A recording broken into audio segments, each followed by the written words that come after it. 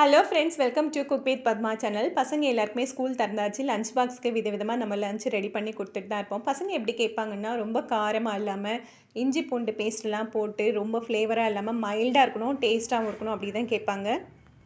இஞ்சி பூண்டு பேஸ்ட்லாம் சேர்த்து நீங்கள் செய்யும்போது குழந்தைங்களுக்கு அது நெஞ்சு எரிச்சலை ஏற்படுத்தும், ஜீரணமும் ஆகாது. அதனால் மைல்டாகவும் டேஸ்ட்டாகவும் ஒரு புலாவ் எப்படி பண்ணுறதுன்னு பார்க்கலாம். இதுக்கு 1/4 கிலோ அளவு தக்காளி எடுத்து வச்சுருக்கேன். ஒரு முழு பூண்டு உரித்து எடுத்துக்கணும்.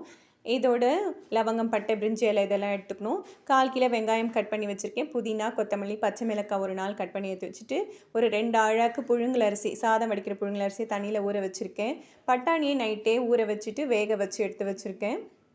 1/4 கிலோ தக்காளியை கட் பண்ணி மிக்ஸி ஜாரில் சேர்த்து கூடவே உரிச்சு வச்சிருக்க பூண்டையும் சேர்த்து நைஸாக அரைச்சி எடுத்துக்கோங்க. ஒரு பாத்திரத்தில் எண்ணெய் விட்டு எண்ணெய் சூடானதும் நம்ம எடுத்து வச்சிருக்க லவங்கம், பட்டை, பிரிஞ்சி இலை, சோம்பு இது எல்லாத்தையும் போட்டு நல்லா பொரிய விட்டுட்டு, பொரிஞ்சதும் கட் பண்ணி வச்சுருக்க பச்சை மிளகாவையும் சேர்த்து நல்லா பொரிய விட்டுடலாம்.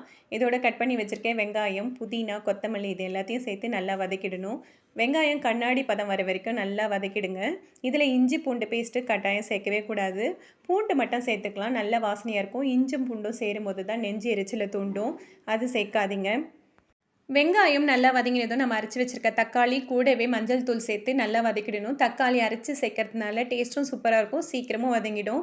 இதோட 1 ஸ்பூன் அளவு மிளகாத்தூள் சேர்த்து பச்சை வாடை போகிற அளவுக்கு நல்லா வதக்கிட்டு, கூடவே நம்ம வேக வச்சுருக்க பட்டாணியும் சேர்த்து நல்லா கலந்து விட்டுடலாம்.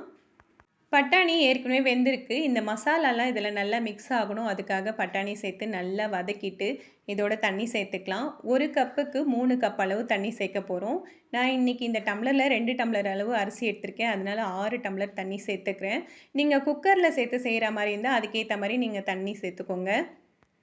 முடிஞ்ச வரைக்கும் நீங்களும் குக்கர் சாதத்தை அவாய்ட் பண்ணிவிட்டு இந்த மாதிரி பாத்திரத்தில் சமைச்சு சாப்பிட்டு பாருங்கள். டேஸ்ட்டும் சூப்பராக இருக்கும், ஹெல்த்துக்கும் அது ரொம்பவே நல்லது. இந்த தண்ணியிலே தேவையான அளவு உப்பு சேர்த்து நல்லா கலந்து விட்டு கொதிக்க விட்டுடணும். தண்ணி நல்லா கொதி வரும்போது நம்ம ஊற வச்சு கழுவி வச்சுருக்க அரிசி இதோடு சேர்த்து நல்லா கலந்து விட்டுக்கலாம். இன்றைக்கும் நான் புழுங்கல் அரிசியில் தான் பண்ணியிருக்கேன். நம்ம நார்மலாக சாதம் வடிக்கிற புழுங்கல் அரிசியை 1/2 மணி நேரம் ஊற வச்சுட்டு இதோடு சேர்த்தோம்னா டேஸ்ட் நல்லாயிருக்கும். ஊற வைக்காமல் சேர்க்காதீங்க. இதை நல்லா கலந்து விட்டுட்டு மேலே தட்டு போட்டு மூடி 10 நிமிஷம் அப்படியே கொதிக்க விட்டுடலாம். ஹை ஃப்ளேம்லேயே இருக்கட்டும். நம்ம வீடியோவை சப்ஸ்கிரைப் பண்ணாமல் பார்த்துட்டு இருந்தீங்கன்னா சப்ஸ்கிரைப் பண்ணிக்கோங்க, பெல் பட்டனை ப்ரெஸ் பண்ணிக்கோங்க, அதில் ஆல்ங்கிற ஆப்ஷனை கிளிக் பண்ணிக்கோங்க. அப்போ தான் எங்களுடைய எல்லா வீடியோஸும் உங்களுக்கு நோட்டிஃபிகேஷனாக வரும். பாருங்கள், சாதம் நல்லா வெந்து பாதி அளவு தண்ணி பாதி சாதம் இந்த மாதிரி இருக்குது. இந்த ஸ்டேஜில் நல்லா கலந்து விட்டுட்டு மேலே 1 ஸ்பூன் அளவு நெய் விட்டுருங்க.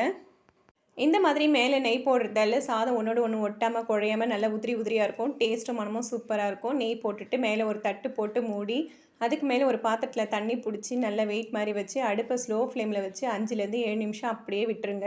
இது நல்லா வேகட்டும். இப்போ 7 நிமிஷம் ஆயிடுச்சு. தட்டை ஓப்பன் பண்ணி பார்க்கலாம்.